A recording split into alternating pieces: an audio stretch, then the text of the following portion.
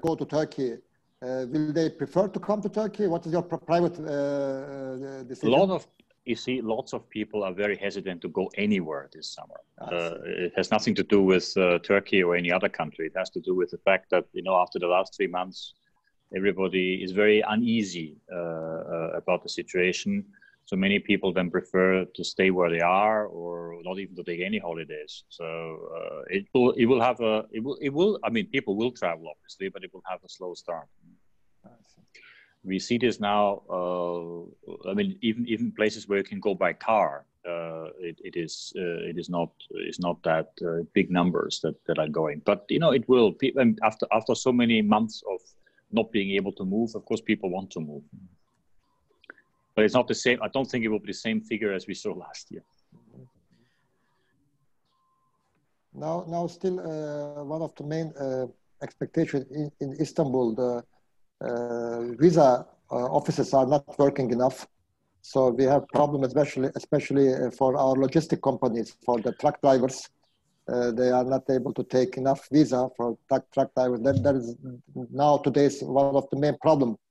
Linked to visa is coming from logistic company. No, this is one of the issues that we actually we worked on, and many in the member states consulates in Istanbul told us that they always have somebody present there for issuing visa. So if you have I have a meeting with them again tomorrow. So if you tell me some specific cases, please. I'm happy to raise it, because this is one of the points that we said we need to address in order to allow the flow of goods going between Bulgaria and Turkey and Greece and Turkey. So, and I know in the beginning we had really problems because many of the consulates closed down, or the visa providers closed down. But in March and April already, we managed to increase the hours of the availability of those consulates. But please, if you have an issue, let me know, and I'll raise it tomorrow. I will send you a short report. And one another subject is during the pandemic period.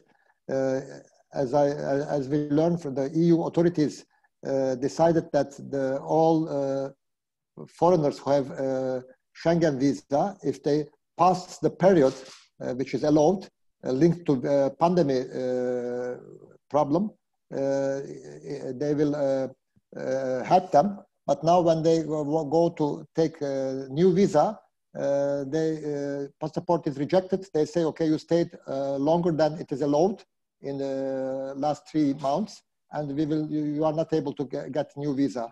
So that's a bit a conflict with EU decision and the behaviors of the consulates visa officers. All right, I'll check that tomorrow, because I know that there are some exceptions were made for people who were overstaying the visa because of the pandemic, and also because the borders were closed and they couldn't go back. But I will raise this tomorrow. That's an important point, because you're right, it's a slight contradiction. We need your support, Her Excellency. Yeah. Başkanım, başlayalım isterseniz, sayımız da bir hayli arttı. Ben önce... Buyurun hocam. Oğuz Bey, ben İngilizce olarak sunumu hazırladım ama bir şey hocam, yapmam gerekiyor mu? Yok. Sizin de İngilizce konuşurken English interpretation'da İngiliz'i seçmeniz gerekecek. Konuşurken hocam. Çünkü o kanaldan tamam, tercümana gidecek. Siz konuşurken oraya gelecek. Ben önce zaten kısaca açıklama yapacağım Türkçe. Ardından İngilizce devam edeceğiz bütün konferans etkinliğe. Şimdi öncelikle hoş geldiniz bütün misafirlerimiz. Biz kısaca Zoom açısından nasıl işleteceğimizi sizinle paylaşmak isteriz. Ekranın alt tarafında interpretation'ı göreceksiniz. Bir dünya işareti. Tüm dinleyiciler için bunu söylüyorum.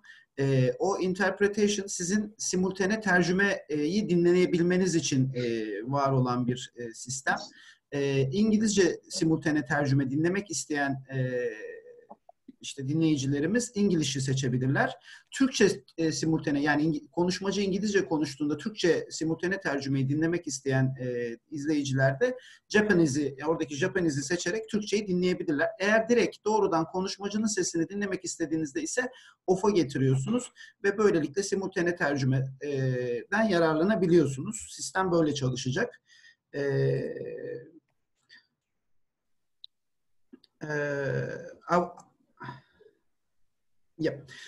Your Excellency, Mr. Ambassador Christine Berger, Your Excellency, Rector of Istanbul Commerce University, Professor Dr. Yücel Oğurlu, Your Excellency, the Chairperson of Istanbul Chamber of Commerce, Mr. Şekib Avdagiç, and distinguished guests. First of all, I would like to welcome you all to this special webinar program.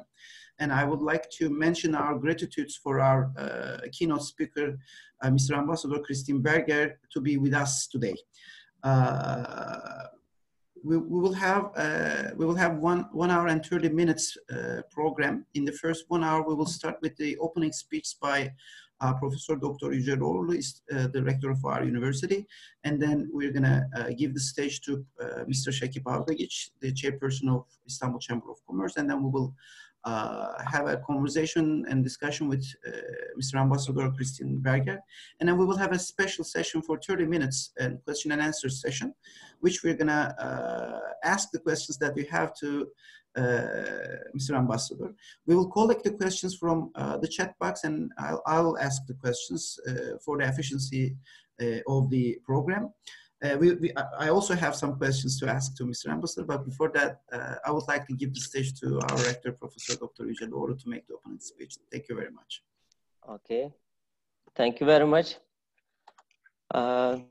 Your Excellencies, dear Ambassador, dear Chairman of Istanbul Chamber of Commerce, and our esteemed participants, welcome to the event that Istanbul Chamber of Commerce co-organized with our university, namely Istanbul Commerce University, where we host the President of EU Delegation to Turkey, Mr. Christian Berger.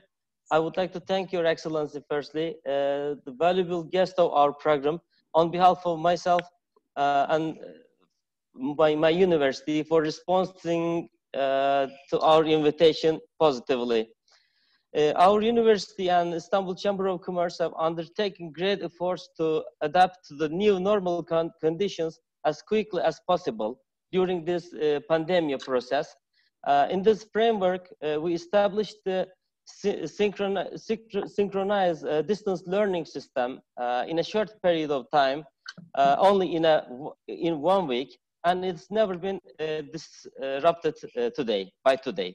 We also carried out many our public events on the internet, via internet. In April, May, and June, we organized hundreds of programs that included very valuable names through our university's YouTube channel, and on this occasion, we reached thousands of people. Today, we are conducting one of these programs. Head of EU Delegation to Turkey, Mr. Berger, will tell us about the EU-Turkey relations during this pandemic and possible developments after the pandemic. The world was caught unprepared for this pandemic, this virus, which started in China and influenced the world very rapidly, caused great change in all areas of life, and it changed our daily routines. In fact, we discovered our families, we discovered our houses also. In fact, all changes in the world affect more or less the economy. The biggest change of pandemic was undoubtedly in the field of economy. It's very certain. Production stopped in many areas. Business in service sector were closed. People had to close their homes within the scope of the measure. The airline industry, where thousands of flights are made every day, came to a halt. Only cargo planes flew between countries. There have been many changes that we haven't yet counted. Now the restrictions imposed due to the pandemic are being removed worldwide. Yesterday, restrictions that banned for citizens over the age of 60 1995 in Turkey, going to streets were removed considerably. A date was given for the opening of collective event areas such as theaters, cinemas, wedding halls, and international flights will also start soon. Maybe it won't be the same for a while. We will get used to new normals, such as social distance and masks on our faces. However, the world will again be communicating face-to-face from online communication. A new era will begin in the economic relations that was slowed down or come to a halt in many areas during the pandemic. The negativities in the pandemic progress affected all countries, of course. No country was able to isolate or manage totally, isolate itself from this new situation, unpredicted situation. Countries with large economies such as USA, UK, France, China were the places where the most losses were experienced. Economic institutions such as the IMF and the World Bank revised their projections for economic growth figures worldwide. In many regions, negative growth has been mentioned. The virus that spreads very fast has perhaps paved the way for the fastest hard economic crisis. For this reason, an example of the solidarity seen in the countries should be seen in the international arena due to the removal of those restrictions. Cooperation between states gained much more importance due to the pandemic. For Turkey, EU countries are, as we know all, EU countries are important partners in terms of both economic and social relations. We do a very important part of our foreign trade with the EU member states. We also have collaborations with this region in education, culture, and many other fields. This situation was interrupted in the pandemic processes. In the new normal process, hopefully, necessary work should be done to recover them as soon as possible. While completing my words here, I would like to thank Your Excellencies, the Ambassador. I would like to thank the great supporter of our university, Istanbul Chamber of Commerce, and Mr. Şekib Avdagiç, the chairman of the board. On behalf of myself and for behalf of my university, and I greet our audience one more time. Thank you very much. Thank you very much for Professor Oğurlu for his opening remarks. And I would like to give the stage to Mr. Şekib Avdagiç, the chairperson of the Istanbul Chamber of Commerce. Mr. President, it's...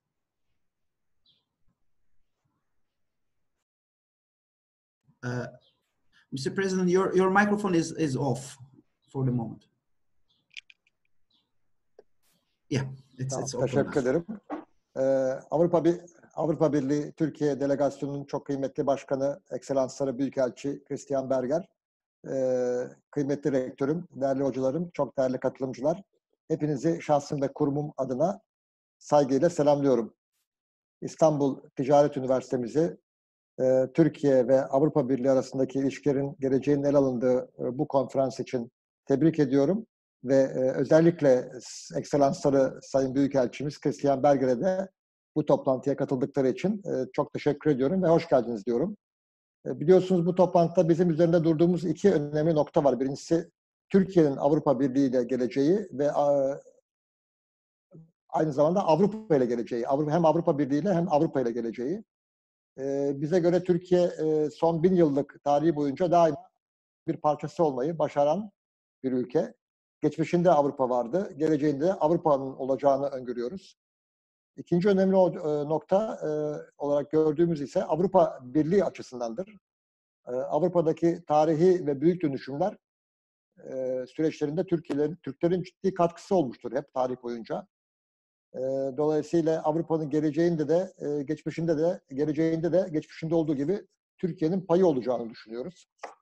Bugünkü konumuz ağırlıklı olarak Covid-19 sonrası Avrupa Birliği ile Türkiye'nin ekonomik ve ticari ilişkileri, bunların nasıl bir gelişme göstereceği.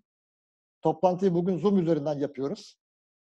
Bu bile bize pandeminin ne kadar güçlü bir şekilde hayatımıza girdiğini gösteriyor. Bizi etkilerine göre, bu kadar etkilediğine göre ilişkilerimizi de etkileyeceğini öngörüyoruz. Dolayısıyla tarihin akışını her zamanki gidişatından daha hızlı hale getiren Covid-19 salgını dünyayı gerçekten bir karantina merkezine çevirdi. Ve tüm dünyada zorunlu olmadan evlerinizden çıkmayın sloganları en öne çıktı. İlk defa yakın geçmişte Covid-19 gibi bir unsur ülkelerin hem politik hem ekonomik anlamda politikalarını belirlemeye başladı. Bütün dünyada işsizlik rakamları yükseldi. Dünyada kapanan işletmeler, artan özellikle gıda fiyatları, tedarik edilemeyen ürünler küresel bir krizin sinyallerini vermeye başladı. Özellikle bu Covid-19 olayından önce ticari korumacılıkta son dönemde özellikle Amerika Birleşik Devletleri Başkanı Trump başta olmak üzere bazı liderlerin bu konudaki tutumlarını geride bırakarak gündemimize tekrar ulusal ekonomilerin, yerli üretimlerinin ne kadar önemli olduğunu gündemimize soktu.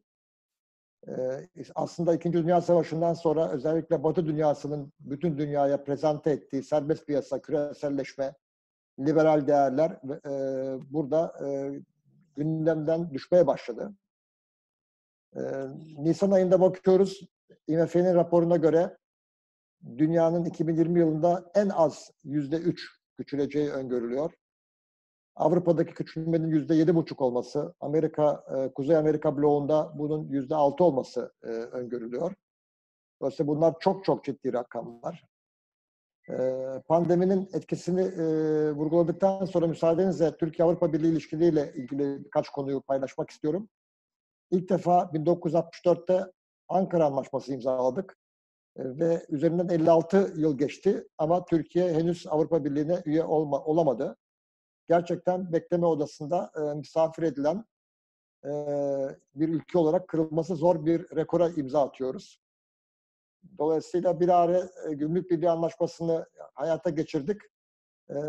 Dolayısıyla Avrupa Birliği üyesi olmadan iktisadi bütünleşmeyi realize ettik. Bir taraftan da bakıyoruz Avrupa Birliği ile ekonomik bağlarımız da fevkalade gelişti. Ben sadece son 20 yıla bakmak istiyorum. Türkiye'nin Avrupa Birliği'ne yapmış olduğu ihracat 2000 yılında toplam ihracatımızdaki payı %49'du, 14 milyar dolarla. 2018'de bu en üst noktaya ulaştı. 73 milyar dolara çıktı. İhracatımızdaki payı %43'tü. Geçen sene biraz düştü Türkiye'deki ekonomik süreçlerden dolayı. Ama gene payı %42 mertebesindeydi.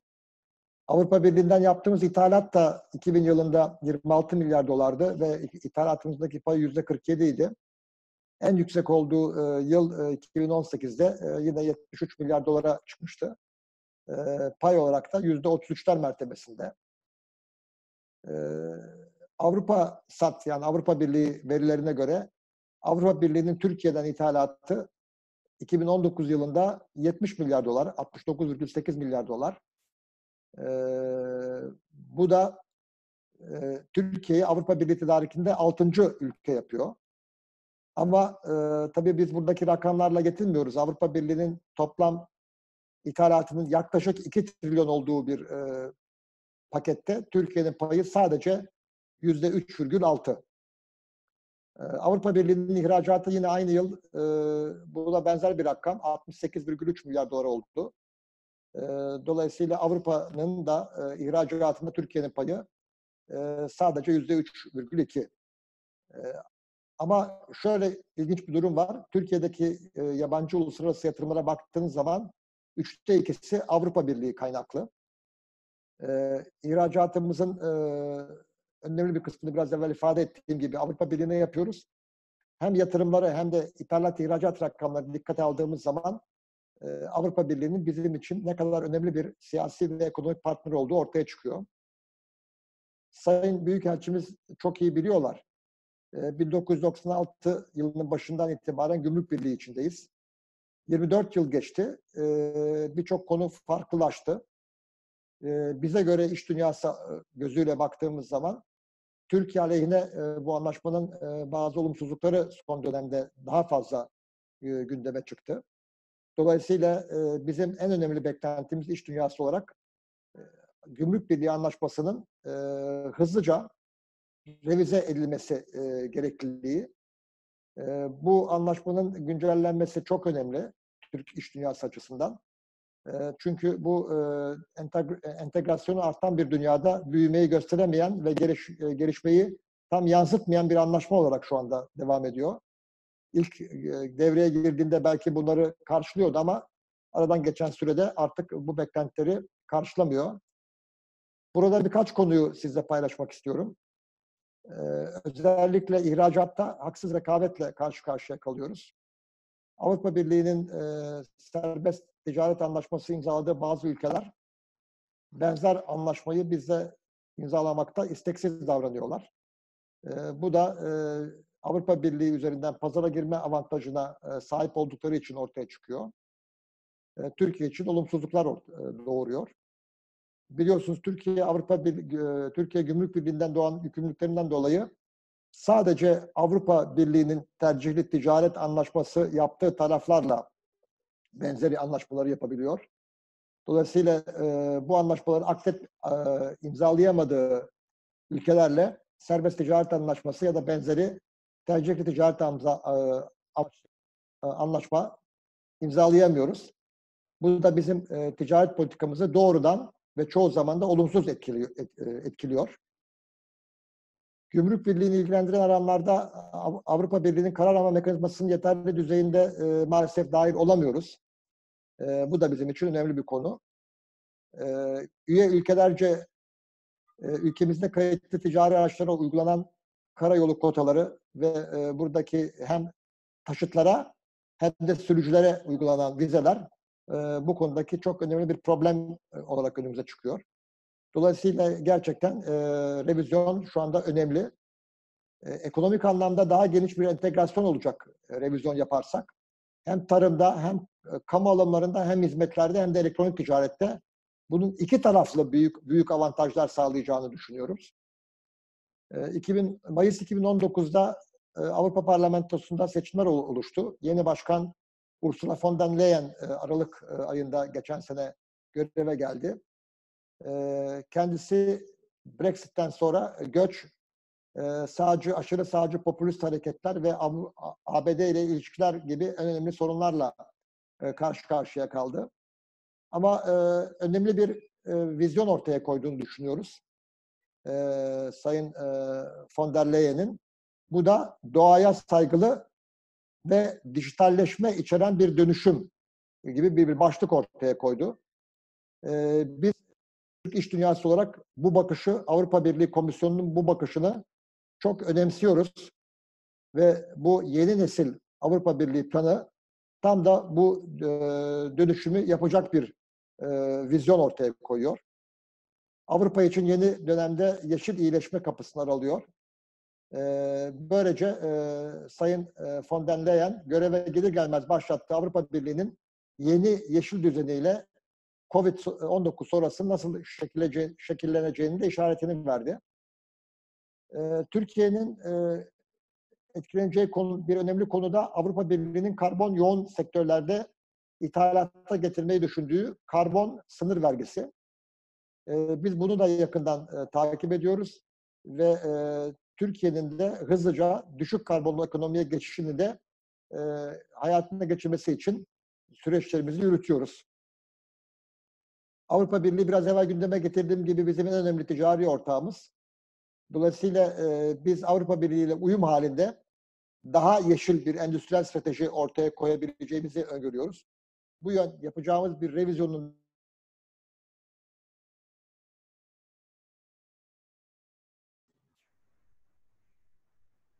milliyetçilik ve korumacılık karşıtı akımları da kuvvetlendirdi. Bundan sonra da bu konuda da sürecin bu şekilde devam edeceğini düşünüyoruz.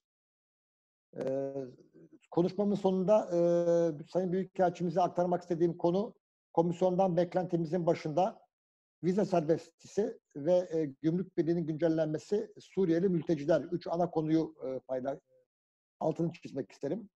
Vize serbestisi konusunda biliyorsunuz 72 kriterden 66'sı karşılandı. 2013 yılında bir anlaşma imzalamıştık, geri kabul anlaşması.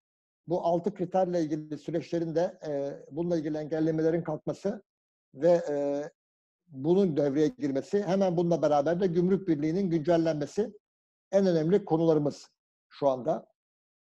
Göç konusunda da masanın üzerinde çözmemiz gereken konular var. Burada da Avrupa Birliği'nin Türkiye ile ilgili daha evvel gündeme getirdiği taahhütleri hayata geçirmesinin beklentisi içindeyiz ülke olarak. Son Covid gösterdi ki Türkiye Avrupa Birliği'ne uzak ülkelerden daha yakın. Bunun özellikle altını çiziyorum. Ve bunun önemli avantajları her iki taraf için de önümüzdeki dönemde ortaya çıkması konusunda çalışmamız gerekiyor. Şu soruyu soruyoruz. Bundan sonra hangi ülke dünyada ara mal ihracatının 1/3'ini yapan süper güç olan Çin'de bu derece bel bağlamak ister? Bu daha evvel çok yüksek sesle dillendirilmiyordu ama şu anda çok daha yüksek sesle dillendiriliyor. Bu anlamda biz Türkiye'nin Avrupa Birliği ülkeleri için hem alımda hem satımda daha etkin bir partner olabileceğini öngörüyoruz. Dolayısıyla bu önümüzdeki dönemde Çin'e muhtaç olmayan ülkelerin yeni üretim merkezleri için Türkiye'nin öne çıkacağını düşünüyoruz. Türkiye bu dönemde biliyorsunuz Covid-19'da başarılı bir süreç yürüttü. Bütün dostlarının da bu dönemde elinden gelen katkıyı vermeye çalıştı. Hem destek olarak hem ticari olarak tıbbi malzemelerle ilgili. Bu da Türkiye'nin bu konudaki net tutumunu ortaya koydu, yaklaşımını ortaya koydu. Dolayısıyla böyle bir kriz ortamında diğer ülkeleri, komşularını ve bu konudaki paydaşlarlığı aynı ülkeler etrafında buluştuğunu gösterdi. Artık Batı için Uzak Doğu üretim alanında gerçekten daha uzak hale geldi. Biraz evvel ifade ettiğim gibi yakınlarda Türkiye var. Üretim kalitesi, yetişmiş insan gücü, lojistik altyapısı bu konuda çok önemli. Bu anlamda biz sonuç olarak küresel tedarik zincirlerini çeşitlendirmeyi düşünen Avrupa'da bu konuda çok daha fazla devrede olmak istediğimizi ifade etmek istiyorum. Pandeminin Türkiye ile Avrupa Birliği arasındaki problemleri, süreçleri ayrıştıran değil, tekrar bütünleştiren bir sürecin başlangıcı olmasını özellikle diliyorum. Beni dinlediğiniz için ve bana imkan verdiğiniz için teşekkür ediyorum.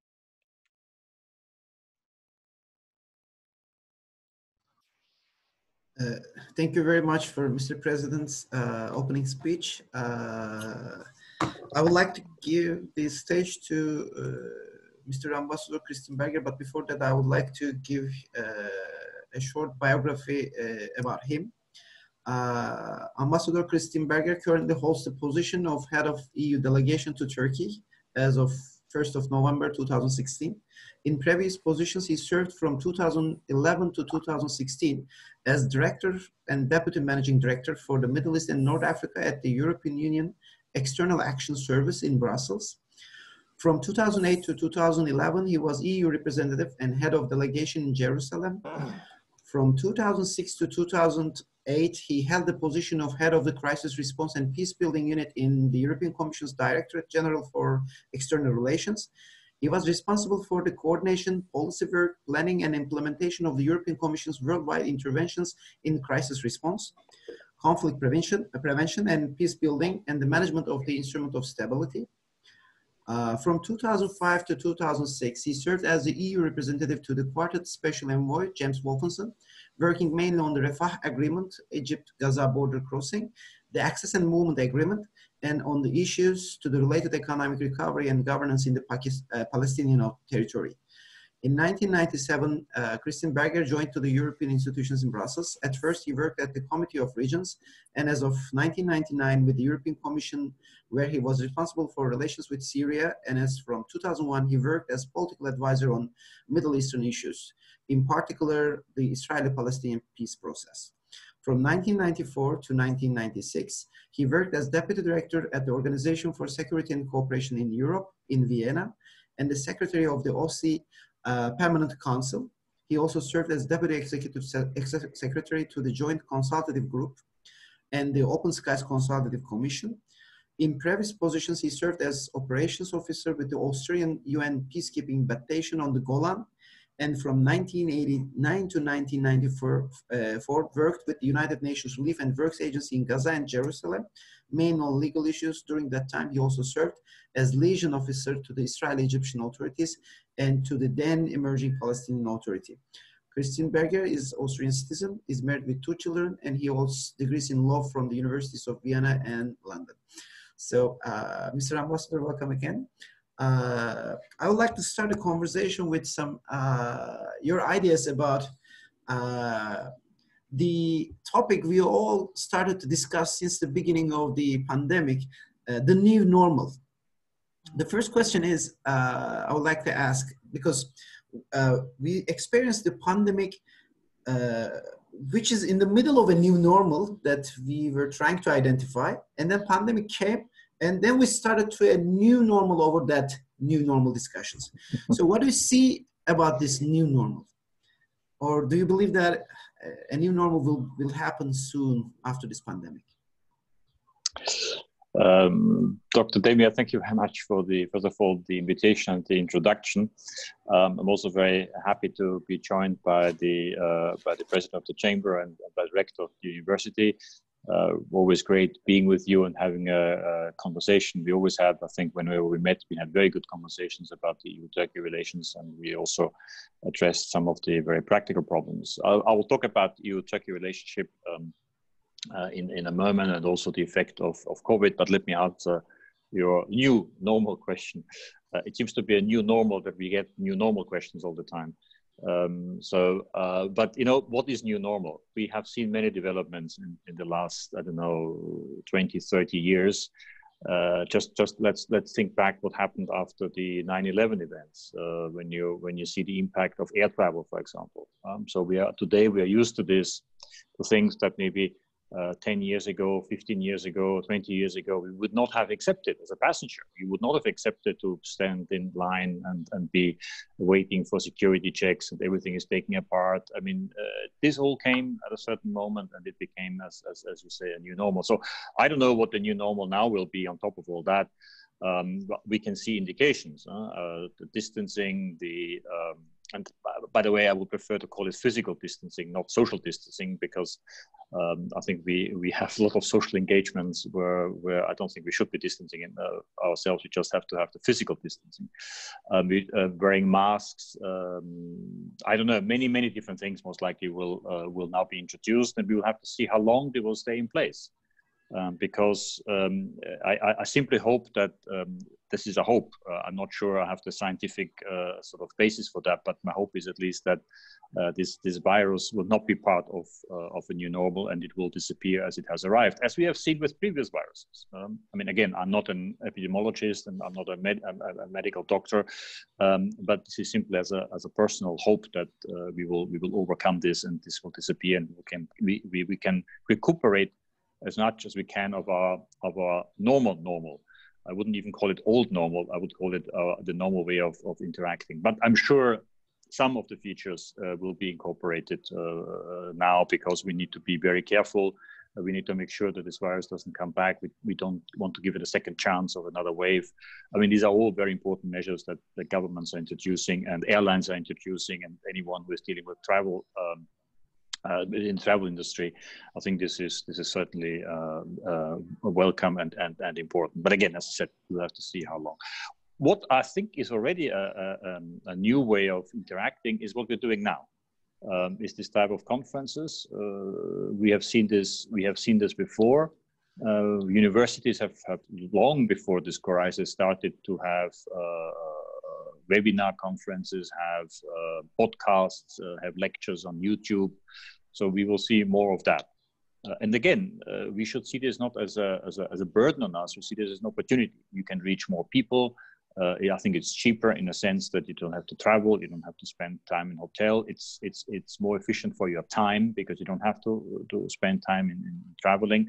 So I think more of this we will see, and people will expand this. Again, I see this as an opportunity rather than a disadvantage. If you want, unless you want to follow up or have other questions, I'm happy to talk a little bit about the Corona impact and the relationship that we have, and a little bit about the future of this relationship.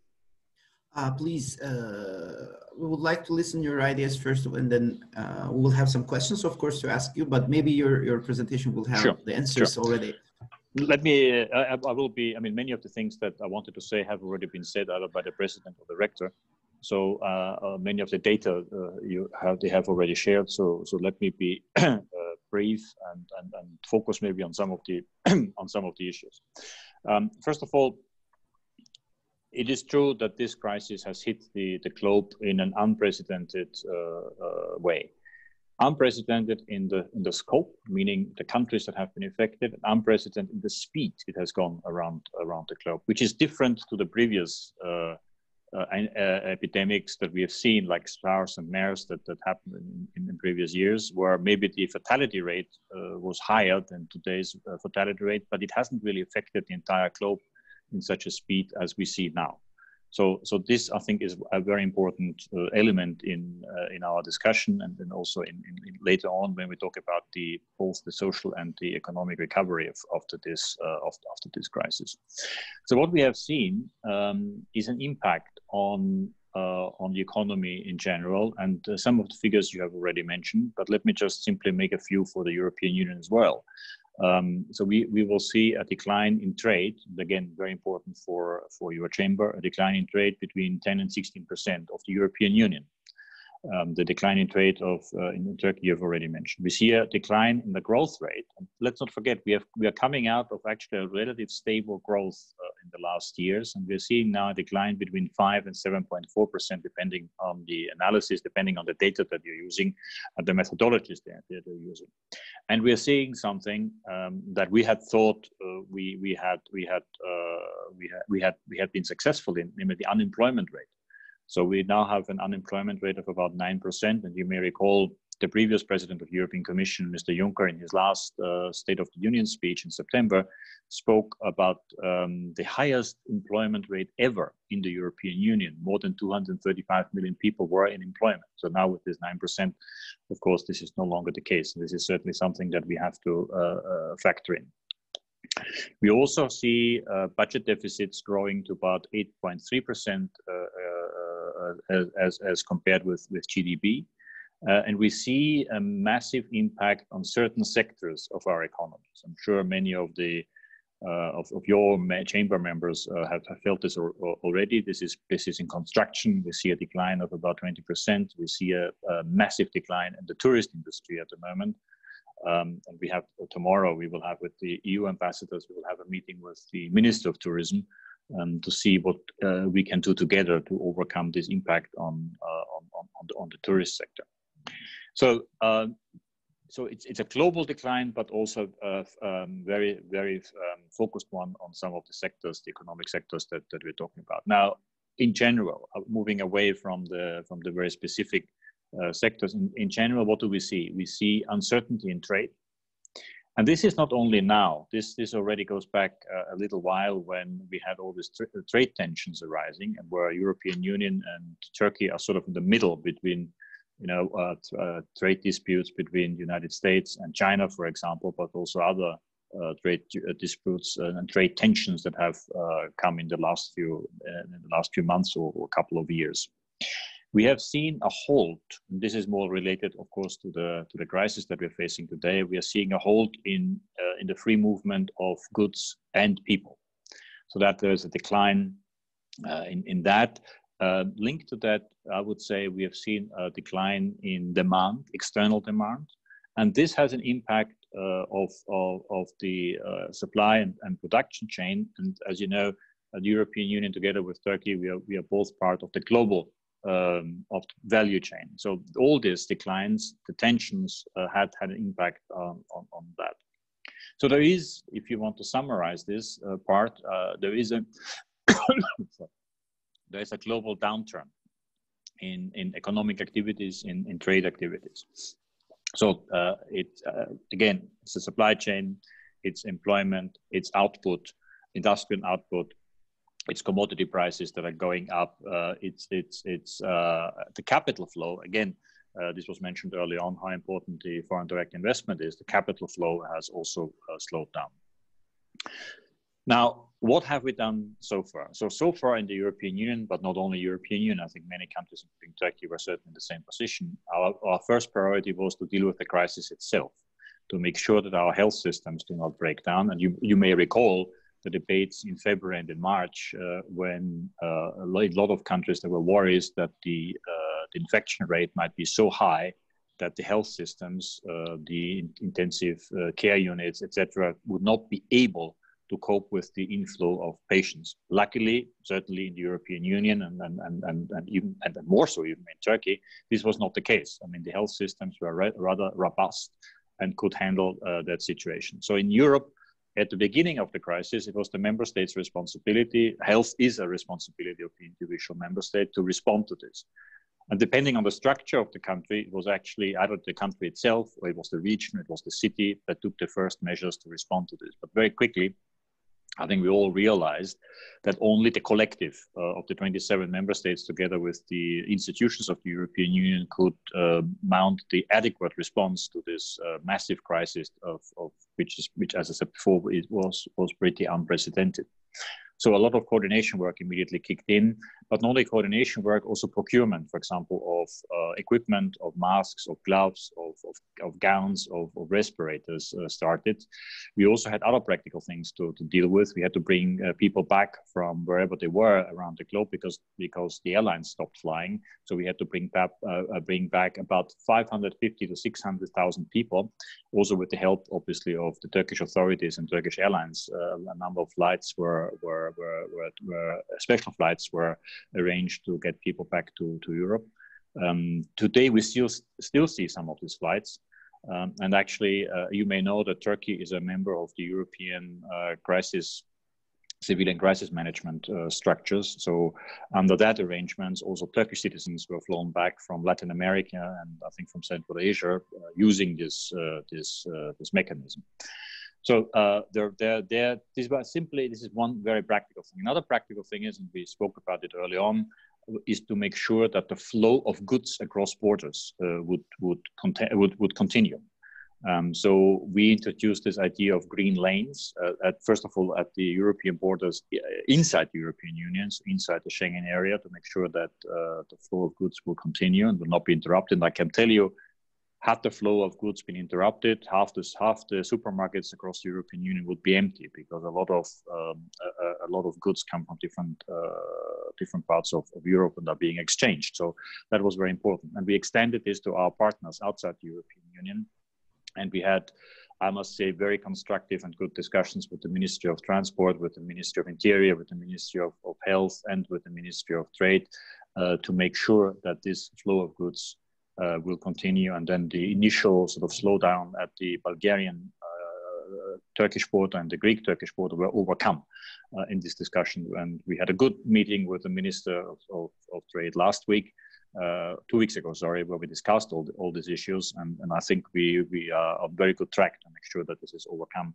And we also talked a little bit early on about the visa issue. So there was a commitment from the member states of the European Union to make sure that the offices, the consulate offices in Istanbul will remain functioning, because at the very beginning, the idea was to close down everything. And nothing would have worked at all. I know there are still problems, and I have the assurance from my colleagues that we are trying to address these problems as efficiently as possible. So now we are moving out of this. We are moving out of this immediate response. As you have seen, the figures in many European countries and in Turkey, the figures of infections, the figures of casualties, the figures of patients being treated either in hospital or in the intensive care units in hospital is going down. And now it's time to talk about the second part of this crisis, namely the impact on our economies.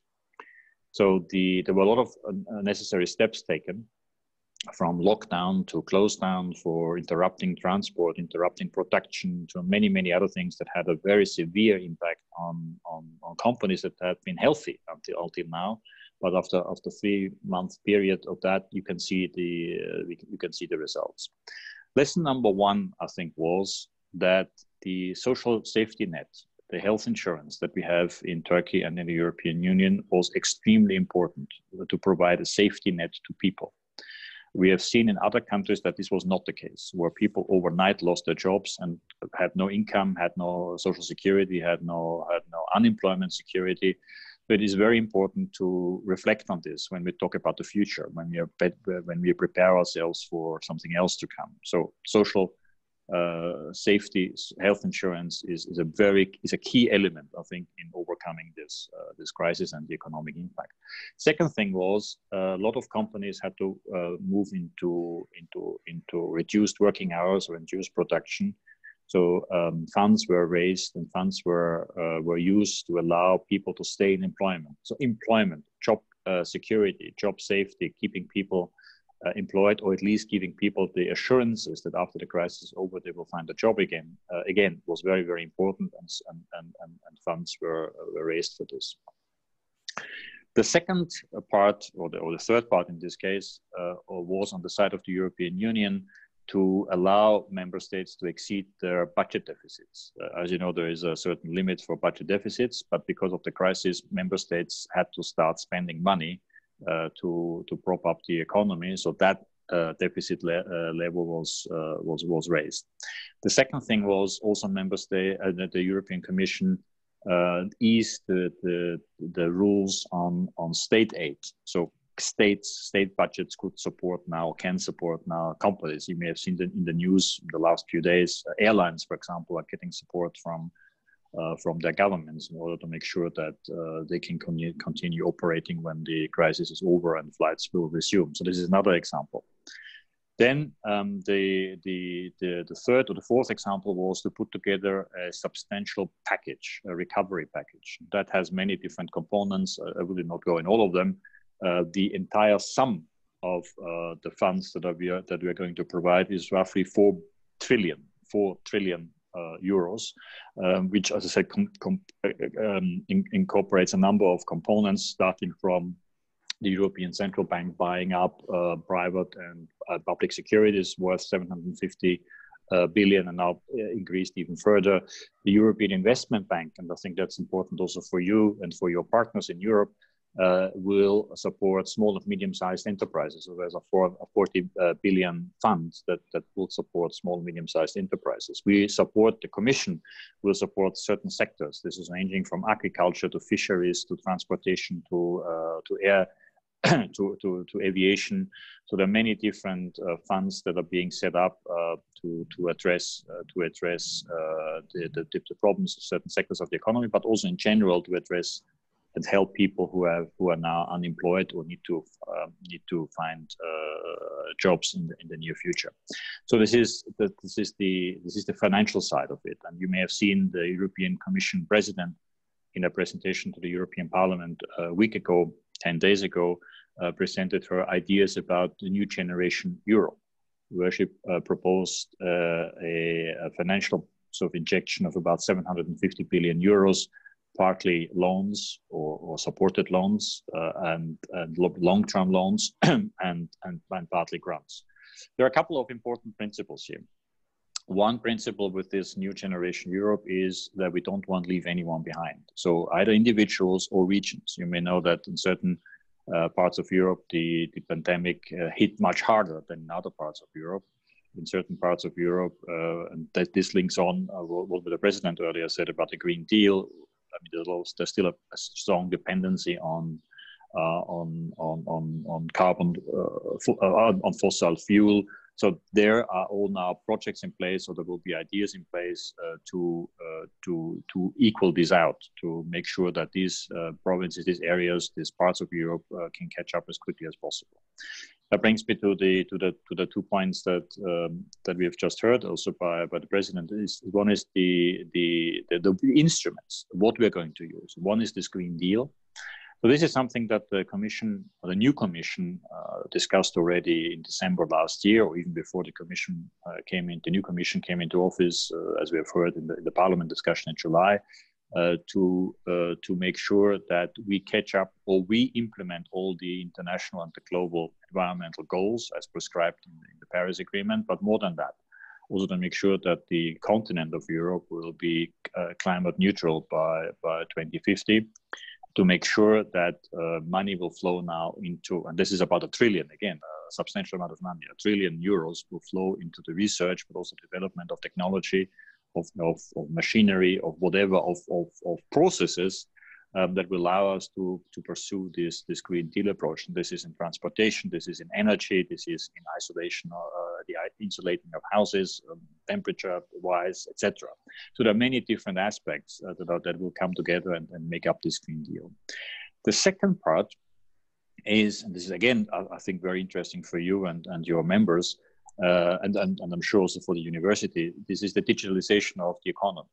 So a lot of research will now go into this. I think new industries will pop up to make sure that this digitalization of the economies will speed up. We have seen it already. I mean, in the last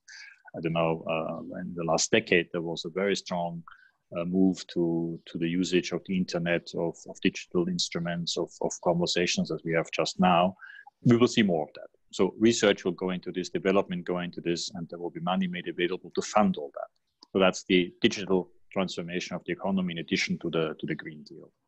The overarching principles, and that is because of the Corona crisis, the overarching principles now are, on the one hand, strengthening the resilience of our structures and be better prepared for anything that may come.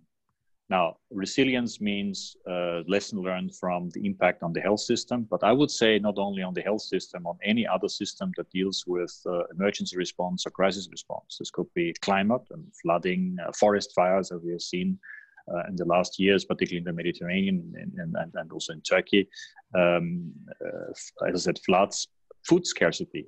You may have heard the Secretary General of the United Nations yesterday, who was pointing out there are issues with food supply. We have a growing population in Europe and in Turkey, so food is very important, and therefore we have to strengthen our instruments. We have to strengthen the development of all that will help us to keep up the supply with food and healthy food, obviously, and also in line with the Green Deal. So there are many different aspects that will come in the coming weeks and months. The European Commission is preparing also regulations and draft legislation on all of that, and that is ranging from the protection of biodiversity to many other issues that concern the implementation of the Green Deal. So let me finish by simply saying and summarizing that what we have seen in the last, I would say, 4 or 5 months, a lot of challenges to our governments, challenges to industry, challenges to the business community, with all the impact of the response measures that had to be taken to keep people healthy and safe. But with all the ideas that are now coming up to address all this downturn, there are a lot of opportunities, and I'm sure there are a lot of opportunities, particularly for you, for both the chambers and your members, and we all know how resourceful Turkish entrepreneurs are, how skillful the Turkish workforce and the labor force is, young labor force is. What you do at the university to link the commercial enterprises with research, with academia, with preparing young people for their jobs. I think there are a lot of opportunities now, and together with the European Union, we will obviously we will follow this.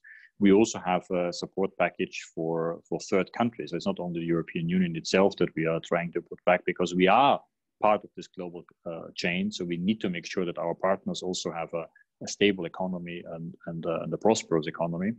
So all this will continue. And perhaps since the question was asked, let me close by a couple of remarks on the EU-Turkey relationship and some of the issues that you raised. First of all, the reason, by the way, why I'm in Brussels, because I came here with the visit of President Erdogan in early March, and in the very same week when I wanted to go back, the air travel stopped. So I was then, after the visit, I was stuck here. But the importance of this visit was that they discussed with President Michel and President von der Leyen. They discussed the implementation, for example, of the 2016 statement. I mean, you mentioned the refugee point early on, so there's certainly the wish on our side and the intention on our side to continue the implementation of that statement to provide the necessary resources. And we know very well that there's a difference between 2016 and today. The difference is 2 million additional people have entered the country, either Syrians and now more so other migrants, not necessarily coming from Syria, but from other parts of the world, from crossing your eastern border, a big number of Afghans, for example. So there is a difference in that sense, and you may have heard from European politicians and visitors that came to Turkey to discuss these issues, that the European Union is very much aware of this and wants to continue supporting Turkey, and on the same principle, to help the host communities that have taken in so many refugees, but also to help the communities, the refugee community themselves. And we have added new features, and again, some of those might be interesting to you. A skills enhancement, so training, entrepreneurship, vocational training, but also a municipal infrastructure program, which is new. We didn't have this in the past, but we have realized many municipalities have come to us the additional burden on the infrastructure, be it water, sanitation, schooling, transport, whatever, because of the additional people now residing in those municipalities. So we have taken this on board, and we have launched a municipal infrastructure program, which we're now rolling out gradually. The second point that that you have raised was the customs union. Now, I mean, with me at least, you're running into open doors, so to speak, because as institutions, we have always said the customs union would be a win-win situation for both Turkey and the European Union. There are even figures and studies that show this and prove this. There's a study by the World Bank, for example, that looks into this. We would cover very important aspects of our relationship: agriculture, public procurement. We would also cover services, and we would cover one aspect that again you raised. This is the relationship between the customs union itself and third countries that are now signing a free trade arrangement with the European Union, for example. We've taken good notes of your concerns and understand them, and I think there's willingness to address this when we start negotiating this customs union. Simply to mention, this is of course a two-way issue. So there are also free trade arrangements that Turkey has with countries with which the European Union doesn't have a free trade arrangement. So certainly this is an issue that needs to be addressed when we are starting to negotiate. But again, you all know that the European Commission has proposed a mandate to the member states, but for political reasons, this mandate has not been given yet. So, and also the points that you have made about this customs union, the current customs union, albeit being 24 years old, obviously there are issues that need to be addressed. I mean, after 24 years, it's no longer as efficient as it used to be, and we have seen also a number of problems popping up, particularly in the last few months. Additional duties that were imposed, not even non-tariff barriers. And we have, I must say, a very frank and very constructive discussion with the trade officials on the Turkish side. So on the one hand, I think some of the problems that have popped up in the current customs union need to be addressed. On the other hand, as the institutions keep saying, we need to continue preparing, or we need to see when we can start the negotiations of the upgrade of the customs union once these political issues are efficiently addressed. You also mentioned visa liberalization. Yes, Turkey has complied with the larger part of the mutually agreed benchmarks. The remaining benchmarks are being worked on, as far as I understand, by the Ministry of Foreign Affairs in cooperation with other ministries, and they will make presentations to the European Commission at one stage after these discussions are over, how to address the remaining benchmarks. So this is still an issue that that we need to tackle, and we're waiting, as I said, for the input from or the outcome of the work that is being done by the Ministry of Foreign Affairs.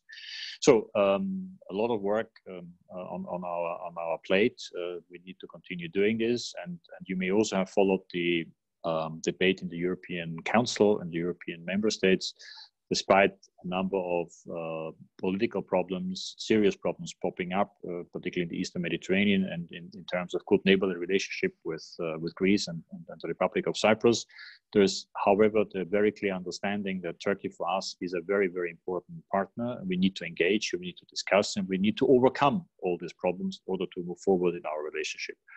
So with this, I would like to thank you again for this opportunity to speak about this. I hope I've answered at least some of your questions. I'm sure that you will have more.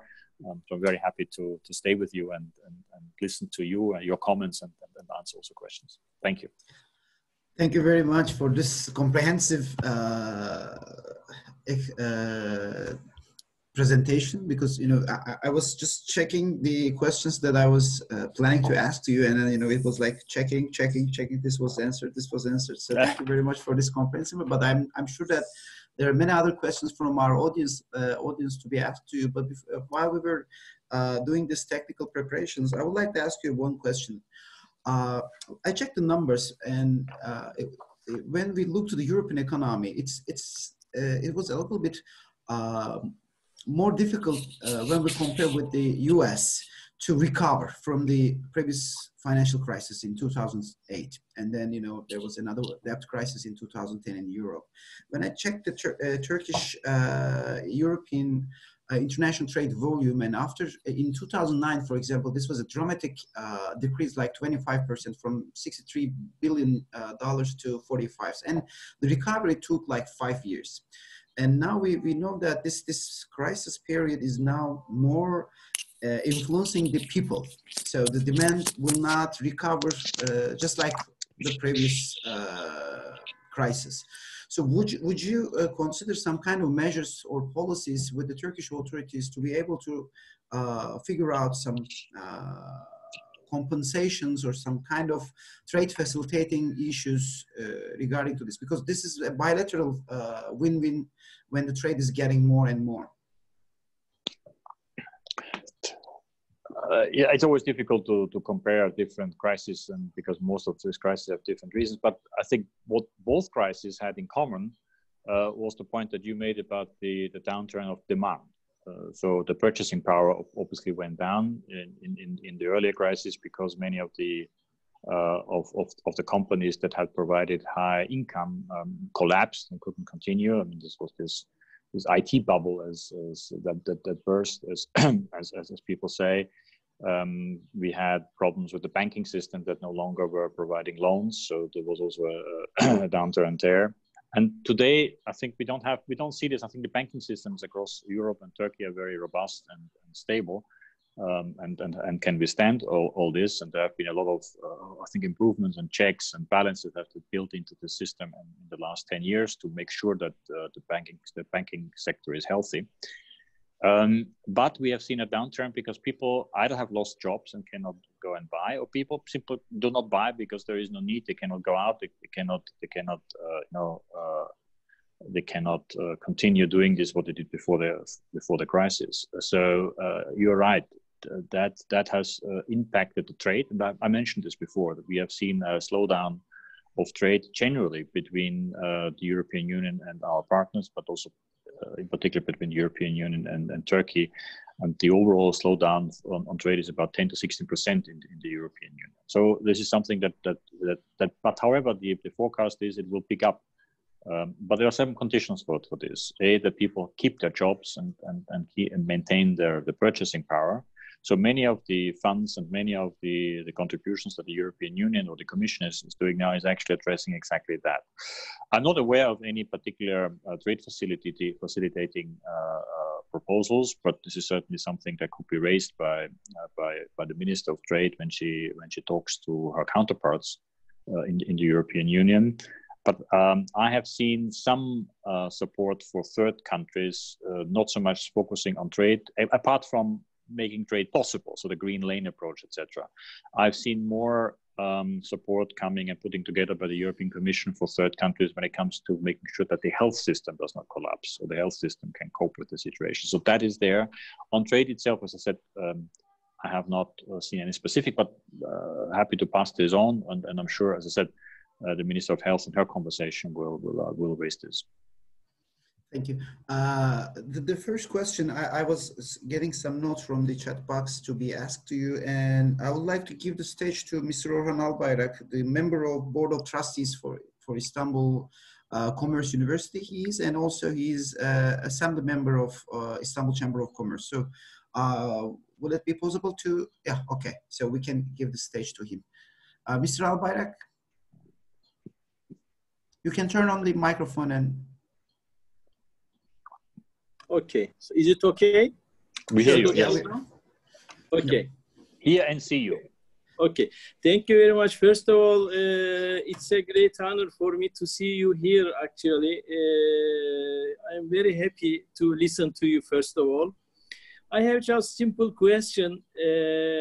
During the Corona days, when we look at the relationship between European Union countries, it was very interesting. I mean, they did not help each other. For example, when we look at, you know, Italy, Spain, France, you know, somebody is sending mask and the other country is taking this mask. This is for me, something like that.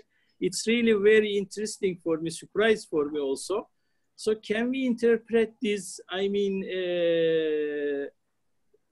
how European Union will continue? I don't know, maybe it seems a little bit strange question, but, you know, like I would like, as a official people, I mean, the head of this delegation, so I would like to learn your idea. What do you think about that?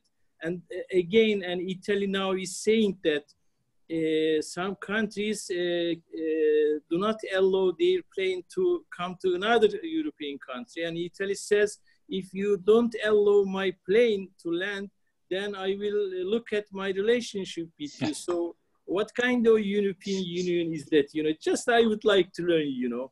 Okay, thank you very much. Thanks for the question. I can point you to many articles that have been written about this question in the last few weeks and months. Let me give you maybe simply an explanation from my perspective, knowing the structures of the European Union. First of all, health is a matter for member states. The European institutions, the European Union itself has no or very little competency in regulating health matters. We have some competency on crisis management, on civil protection, but not in health. So therefore, when you look at the beginning, member states, individual member states, had to react to this health crisis within their national capacity. But not only that, given that we have different structures and different constitutions in the European Union, so some are structured as more centralized states, and some are structured in a more sort of federal arrangement or with regions and provinces. So you also had, you may have, I'm sure you remember in Italy, at the beginning, you had whole areas of Italy that were put under lockdown. Not other parts of the country, only later on the entire country came under lockdown. So there was a distinction made between different regions and different countries depending on the disease and the spread of the disease. And this is also, I think, you have to understand this also at the European level. But what happened right after the crisis started, very quickly, with the high demand on protective gear, with the high demand of coordinating the activities along the borders, making sure that trade will flow, making sure that even the points that you made, that the gear that had been bought in one country could be shipped to the other country, very quickly, member states came together and discussed all this. And I think in all these issues found arrangements very quickly. So, you know, I'm sure you know, we have this principle in the European Union that is called subsidiarity principle, meaning you raise issues or you deal with issues where they arise, and then you move it up in case you can't solve it. So today, I think this coordination, either in practical matters, how to address the coronavirus. So this is return flights, this is trade, this is procurement. This is all done in European coordination, and now the economic issues are again also done in coordination. Yes, there are internal different views. Obviously, I mean there are 27 countries and the institutions. Not everybody has the same view, but there's a discussion. And at the end of discussion, there's always a solution, and that the solution is then carried by the 27 member states and implemented by the 27 member states. Now, on the issue about the planes, the recommendation by the European Commission 3 weeks ago was to gradually ease all the restrictions that have been imposed in the last few months, and to do this in full respect of the epidemiological development in the individual countries. So, in some countries, the disease did not really spread as fast as it did in other countries. In some countries, the disease disappeared or is now disappearing much faster than in other countries. So that needs to be taken into consideration. So and the Commission or the idea was to do this in what is called the onion layer system. So you gradually move and expand the area in which the restrictions are being moved. So there was a debate, for example, between some countries that were opening their borders for tourism and others, but did not open the border with a specific country. But even that is now overcome, and I saw in the news this morning that gradually all the borders will be opened and the flow of people will be allowed again without restrictions in the sense of quarantine or other measures that are taken when you want to return. So, and let's not forget, we are talking about a very short span of time. It's a few days, it's a couple of weeks where there's a difference between countries because of the epidemiological development of the data, in particular, the data of how quickly the disease it goes below this critical level of 1% infection rate. So once you have this, then more and more of this easing will follow. So this is not any discrimination or lack of solidarity. It is simply taking decisions based on the data that is available. Thank you very much. Thank you so much. Yeah. Mr. Ambassador, I'm going to give the stage to Mr. Israfil Kuralay. He's the Vice Chairperson of Istanbul Chamber of Commerce. I think he has some remarks and questions. But before that, while giving the stage to Mr. Kuralay, in the beginning, you were discussing with Mr. President Şekib Avdagiç about the customs union revision. And you are in touch with policymakers in Brussels or in other places. So do you have any calendar for the next period? Like, you know, something can happen about the customs union revision? Because I know that the business society in Turkey is very much interested in proceeding in this customs union issue. And then I'll give the stage to Mr. Kuralay after this. Well, somehow we are stuck in our calendar with the customs union modernization, because I think just a month after I started my job in Ankara, the European Commission, this was in December 2016, the European Commission proposed to the member state a mandate, a draft mandate for the negotiations of the update of the customs union with Turkey. And then, because of subsequent political discussions, this mandate was not given. So the calendar basically is we need to return to this discussion about the mandate and then see where we are also in the political development. Now, you will have, and this is, by the way, this process is driven by the presidency, the rotating presidency of the European Union. So the incoming presidency as of the 1st of July is Germany. And I really think and hope that also given the importance of German-Turkish relations and trade relations in particular, that is something we can look at. But as I said, there might be a different, we could have maybe a step-by-step approach and start with seeing if some of the problems that have arisen in the customs union as we have it today can be addressed, can be sorted out, and then move on. But apart from that, this is a very general remark that I'm making here. because this discussion we still need to have with the member states. Thank you. Mr. Krolay, the stage is yours to ask your question. Kıymetli Büyükelçi, Sayın Başkanı ve Rektör Hocamı ve katılımcıları saygıyla selamlıyorum. Çok verimli ve güzel bilgiler elde ediyoruz.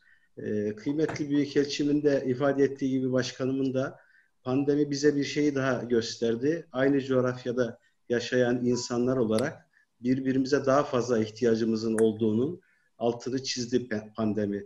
Hani her ne kadar mesafeleri koruyalım desek de aynı coğrafyada yaşadığımız için birbirimize daha fazla ihtiyacımız var. Ve küresel bir köyde yaşadığımızı bir kez daha anlamış olduk. Onun için sanıyorum bu pandemiden çıkış aşamasında özellikle Avrupa Birliği'nin daha hızlı kararlar alarak hem insanların hem ürünlerin dolaşması anlamında Türkiye için bir dezavantaj oluşturan pozisyonun bir an önce ben de giderilmesini diliyorum. Özellikle siz de altını çizdiğiniz Oğuz Hocam. Bu gümrük birliği ile ilgili olan meselenin hızlı bir şekilde ama şöyle bir sıkıntıyı da gördük. Özellikle bu pandemi G20 ülkelerini en çok etkiledi. Enteresan bir paradoks da var. Yani dünyanın en gelişmiş ekonomileri en fazla bu sıkıntıya düçar oldular.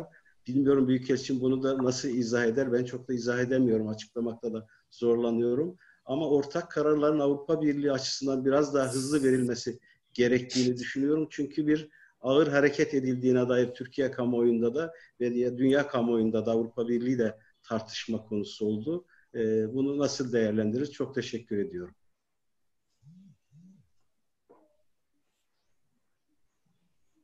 Thank you for the question. I haven't even realized the statistics about the G20 countries, but you might be right. But it may have to do is because G20 countries are far more intertwined economically. There's a much I think there's a much higher degree of flow of goods, of people between those countries. I mean, people from G20 countries I think travel a lot and move a lot.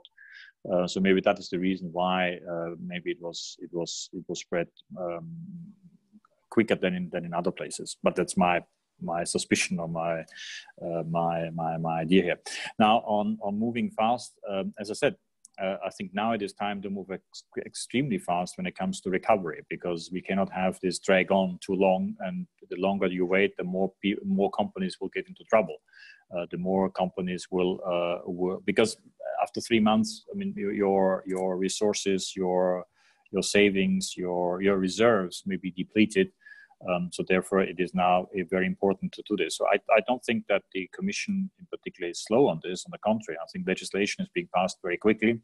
We also have passed legislation very quickly or we have changed regulations very quickly to allow member states, as I said before, to exceed that budgetary deficit. This was done in a very quick procedure. We have also passed legislation together between the member states and the European Parliament to protect airlines. You may know that in aviation agreements, you get landing rights assigned, you get slots assigned.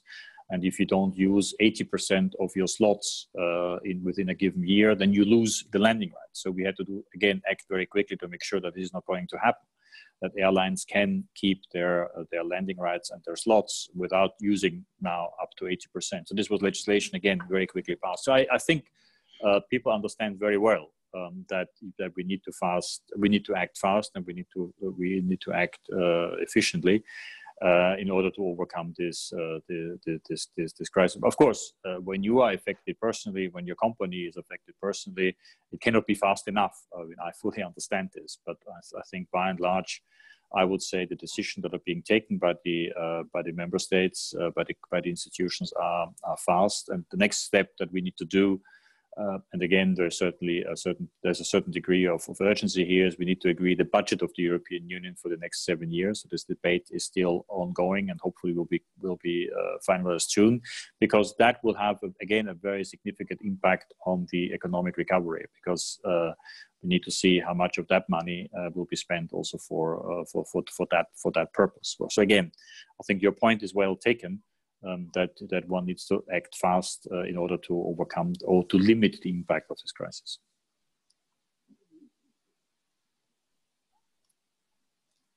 Sorry. Thank you very much. One more question from Mr. Salih Atılgan. He is the Vice President of the Assembly of Istanbul Chamber of Commerce. Can we give the stage to him? Yeah.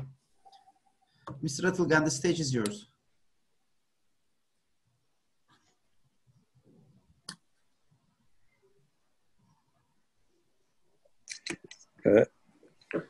Sayın Başkanım ve diğer katılımcılar, bütün arkadaşları saygıyla, sevgiyle selamlıyorum. Before I ask my question, I want to welcome to you, Mr. Berger. It is a great pleasure to see you in our conference. My name is Salih Atılgan. I am Vice President of the Assembly of Istanbul Chamber of Commerce.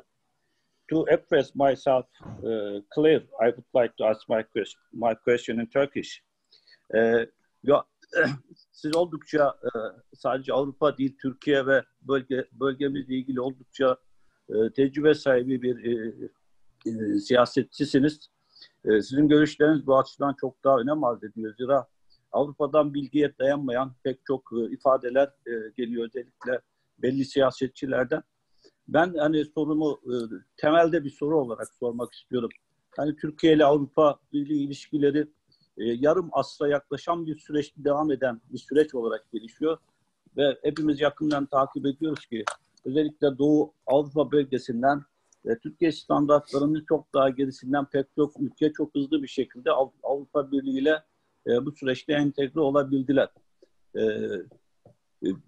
Türkiye'de normal ortalama bir vatandaş bile Avrupa Birliği ile olan ilişkilerden ciddi bir kaygı duymakta ve bir samimiyet sorgulaması yapmaktadır.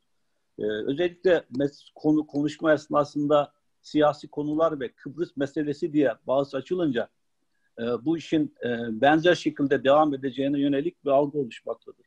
Özetle ben sizden bu geçmiş olan süreç içerisinde sadece Türkiye mi, hani Avrupa Birliği'nin bu sürecin böylesine uzamasında yükümlü, sorumlu ne olmuştu diye sizin samimi görüşlerinizi duymak istiyorum. Teşekkür ediyorum. Thank you very much.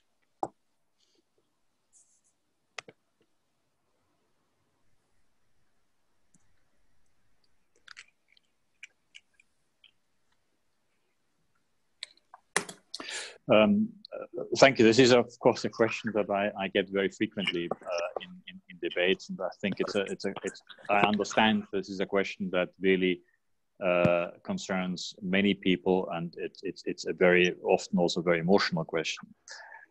Now, when you look at this, I mean, I often give the example of my own country, which is in the center of Europe. And it took a lot of time from the moment the decision was taken to apply for membership in the European community at the time until in 95 membership was granted and the accession treaty was signed. It's now more than 25 years, so the archives are being opened. And a few weeks ago, they published a report of the last night of the discussion before the agreement was reached. And it was interesting to see that it was actually very close for the negotiators on our side to walk away. And only with a lot of political pressure, a lot of political involvement, in the end, the deal was signed. And you may recall that we were 4 countries that wanted to join at the same time in 95. And then when the referenda were held in those 4 countries, one of those 4 countries decided not to join. So it's always a lot of political considerations last minute before a country joins the European Union, very often also on the countryside itself. We have also seen after 2004, 2007, 2008, with the various waves of enlargement, we have also seen that a lot of people are asking questions about the extension of the European Union, the enlargement in general. And I'm sure you followed the debate with the Western Balkan countries in October last year, when the candidate status to 2 of those countries were not given. And there was a debate on the principles of enlargement itself, which I think we have now internally overcome. And therefore, at the March meeting of the European Council, the candidate status was granted to those countries. So there are a lot of debates, not only particularly in relationship to individual countries like Turkey. There are also lots of debates on the principle itself of enlargement and how this should be done and how this should be structured. There was always the feeling that with too many countries joining, our structures, our systems will not be able to cope with this.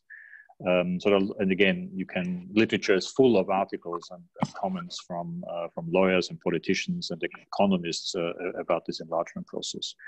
Now, so therefore, many of these issues that now come together are not really targeted specifically in Turkey. It's more a question about the general principle of enlargement. Now, in Turkey, I think when you look back at the decision that was taken in 2003 and 2004 to start negotiations, I was not dealing with Turkey at the time, but I very well remember pictures in the newspapers showing the vote in the European Parliament when the members of Parliament were holding up a sign on which the word "Evet" was written.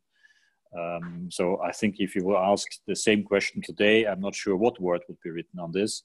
So I think we have somehow lost the drive, we have lost the momentum, and we need to come back to this. We also need to regain the confidence and the support of the public opinion, because ultimately, if you conclude the accession process, the accession negotiations, you need to go to a referendum in many European countries, depending on their individual constitutions. So we have to be aware of this, that we need the public opinion to agree with the extension of the European Union and the enlargement and the accession of Turkey if it were the case. So there are many things that we think we need to repair, we need to work on, and some of the principles are simply good neighborly relations. Good neighborly relations is a key principle of enlargement. And in the last couple of years, particularly the last few months, there were a lot of concerns voiced. I'm not hiding this. I mean, you know this. This has been in the press. This has been in public statements by the European Union. There have been a lot of concerns about the relationship with in the Eastern Mediterranean, in relationship directly with your immediate neighbors. So this again, I think we have to understand what the issues are in order to overcome that. So we have to analyze where the problems lie and how we can address this. We also take very good note of statements by Turkish politicians, by the Turkish leadership, and we had very strong statements on this on the 9th of May on the occasion of Europe Day, how Turkey sees its future in the European Union, with the European Union, part of the European Union. These are very important messages that are being passed here, and this certainly gives us room to keep this dialogue going. And as I said, there's a broad agreement about member states of the European Union that we need this engagement and dialogue with Turkey. Okay, thank you. Thank you so much. One last question, and then we'll finish the session. The question will be asked by Şefik Hakimi. Is he now here? Can we do the technical? Yeah. Mr. Hakimi, the stage is yours for your question, and this will be the last question.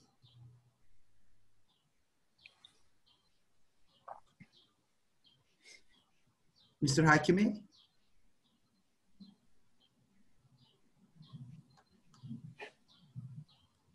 I think there is a technical problem.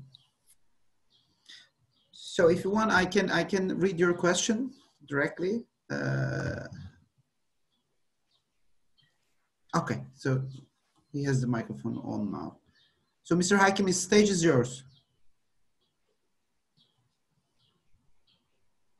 Okay, let me ask the question directly from Şefik Hakimi. He wrote us in the questions and answers area of the Zoom. So he says, how it is possible after COVID-19, Turkey to be a part of the European Union? Turkey is doing the best during this pandemic and continue to help less developed and developed countries. Do you think it will be a chance for Turkey to join the EU? I think the question is about the health diplomacy of Turkey that followed in this COVID process. What do you think about this?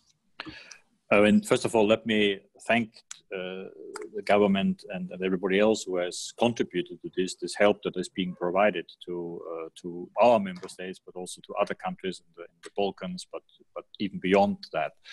I think this was a very important gesture of solidarity. And this came at a time, as we discussed earlier on, when the issue of solidarity was actually being questioned. One lesson from the crisis overall is the solidarity issue, that only if countries who are facing an epidemic of this magnitude, only if those countries can stand together, work together and coordinate and cooperate, we can overcome this. Let me, in addition to this very, very practical help of sending masks and other equipment to countries who needed it, Turkey immediately also accepted an invitation of the European Union when we had a conference 3 weeks ago about fundraising for finding a vaccine. So there was a very important and strong message by the president of Turkey to this conference. And also Turkey contributed financially to finding this vaccine. So again, a very important message of solidarity and the wish to cooperate scientifically, technologically on research and pool sources and resources. And I think this is exactly what we should do today. Now, one, in my view, very positive effect of this crisis and the discussions that we have had with our Turkish counterpart is that we have found a way of communicating. We have found a way of beefing up and strengthening this dialogue that we have with our Turkish interlocutors. So I hope this will stay. This is a momentum that we have created that we can use also in other areas, not only in the areas of fighting COVID-19, but also in other areas that are important for the relationship between the European Union and Turkey. I think it's too early to say, but this is my personal impression, my personal wish, that this dialogue that we have started on very specific issues, of trade issues, on the procurement of equipment, in other fora where COVID responses are being discussed, and now also in the whole debate about restarting flights, that this will help us to strengthen, to build a relationship that goes far beyond these issues. Thank you so much. I would like to thank you on behalf of Istanbul Commerce University and Istanbul Chamber of Commerce. And I would like to ask if Mr. President Şekib Avdagiç, would you like to give some final remarks to close the session?